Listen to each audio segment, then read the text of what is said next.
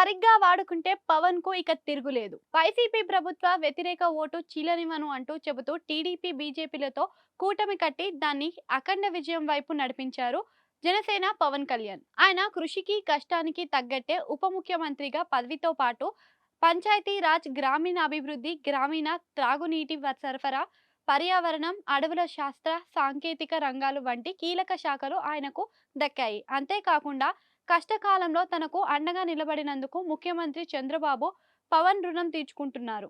గ్రామ స్థాయి నుంచి రాష్ట్ర స్థాయి వరకు అన్ని ప్రభుత్వ కార్యాలయాల్లో ముఖ్యమంత్రిగా తన ఫోటోతో పాటు ఉప ముఖ్యమంత్రి పవన్ కళ్యాణ్ చిత్రపటాలను కూడా ఏర్పాటు చేయాలని చంద్రబాబు ఆదేశాలు ఇచ్చారు. కాగా పవన్ ఏరికోరి పంచాయతీరాజ్, గ్రామీణాభివృద్ధి, పర్యావరణం, గ్రామీణ త్రాగునీటి సరఫరా వంటి శాఖలను తీసుకున్న సంగతి తెలిసిందే. ఇవన్నీ తన మనసుకు, జనసేన మూల సిద్ధాంతాలకు దగ్గరగా ఉన్నావని స్వయంగా ఆయనే చెప్పారు. ఈ నేపథ్యంలో ఈ శాఖలను ఆయన సమర్థంగా నిర్వహిస్తే ఆయనకు రెండు విధాలుగా మేలు ఉంటుందని అంటున్నారు. పవన్ 10వ తరగతి చదివాడని, ఆయనకు అభివృద్ధి అంటే ఏంటో తెలియదని ప్రత్యర్థులు ట్రోల్స్ చేస్తూ వచ్చారు. ఇప్పుడు ఉప ముఖ్యమంత్రిగా తన సత్తాను చూపితే ఆ ట్రోల్స్ కు అడ్డుకట్ట పడుతుంది. మరోవైపు ఇప్పటికే రాష్ట్ర జనాభా అత్యధికంగా గ్రామాలలో కనిపిస్తూ ఉంది.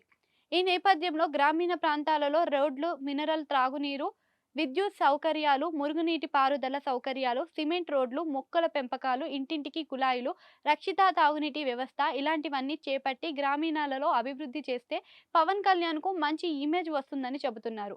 అంతేకాకుండా కొన్ని జిల్లాలు, ప్రాంతాలలో మాత్రమే బలంగా ఉన్న జనసేన పార్టీని రాష్ట్రమంతా విస్తరించే అవకాశం పవన్ కు తన శాఖల ద్వారా దక్కుతుందని అంటున్నారు. తన శాఖల ద్వారా గ్రామాలను అభివృద్ధి పథంలో నడిపిస్తే అది అంతిమంగా జనసేన పార్టీకి మేలు చేకూరుస్తుందని చెబుతున్నారు. ప్రస్తుతం గ్రామీణ ప్రాంతంలో వైసీపీ బలంగా ఉంది. ఇటీవల ఆ పార్టీ సాధించిన 40% ఓట్లలో 90% పైగా గ్రామీణ ప్రాంతాలలో సాధించినవనే.